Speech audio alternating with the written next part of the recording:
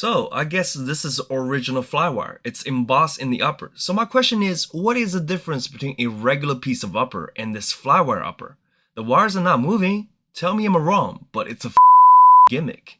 Okay, so it's been a little while, the school has started, haven't got much time to sort my videos, but today is a day. Let's introduce the retro shoe which you might have worn back in the day. This is a Zoom KD3 Retro Edition. We have an all-black box with a golden KD logo on top. Is this the trend now? All the retros come in a black box, like the recent Kobe 8 Halo.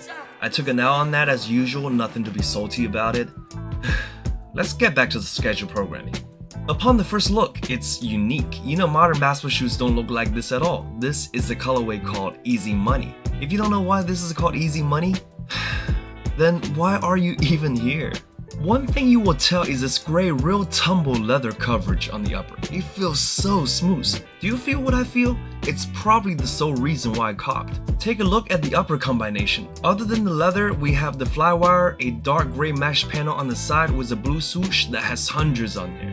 To the medial side, we have a little leather strap to give you additional support, a lace with 3M reflective details, and the KD approved bronze seal all the way to the top. What's more interesting is when you flip to the back, you will see the PlayStation inspired buttons KD style.